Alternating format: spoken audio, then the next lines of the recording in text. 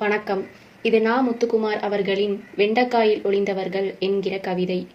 எல்லா வீடுகளையும் போலவே கிணற்றடி தண்ணீரை குடித்து வளரும் தோட்டம் ஒன்றிருந்தது எங்கள் வீட்டிலும். வதங்கிச் சுருண்டு இலைகளில் தொங்கும் செம்பருத்தி பூக்கள் தவிர்த்து அம்மாவினுடையதும் அக்காவினுடையதுமாக விரல்களை கடன் வாங்கி பச்சையாய் துளிர்க்கும் வெண்டைக்காய் செடிகள் அத்தோட்டத்தின் தனித்தன்மை.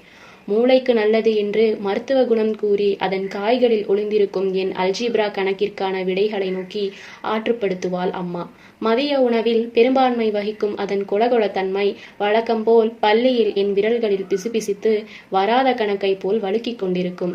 முன்புக்கு முன்பு அதன் காம்புகள் கிள்ளி கம்மல் போட்டுக்கொள்ளும் அக்கா இப்போது வைரங்களை நோக்கி விரியும் ஒரு கனவில் உங்களுக்கு வாக்கப்பட்டு என்னத்த கண்ட என்று அத்தானிடம் பொறுமுகிறாள். கடன் முற்றி தத்தளித்த சூழலில் கியான்சந்த் அண்ட் சன்ஸுக்கு கை நடுங்கி கையெழுத்திட்டு வீட்டுடன் தோட்டமும் விற்றார் அப்பா. முன் வாசலில் தொங்கும் குரோட்டன்ஸ் செடி கடந்து பிஞ்சு வெண்டைகள் பொறுக்கி கூர்முனை ஒடித்து தள்ளுவண்டிக்காரனிடம் பேரம் பேசுகையில் இப்போது உணர்கிறேன். ஒவ்வொரு வெண்டைக்காயிலும் ஒளிந்திருக்கிறார்கள் மென்மையான விரல் கொண்ட ஒரு அம்மா, கனவுகள் விரியும் ஒரு அக்கா, கைகள் நடுங்கும் ஒரு தந்தை மற்றும் கணக்குகள் துரத்தும் ஒரு பையன்.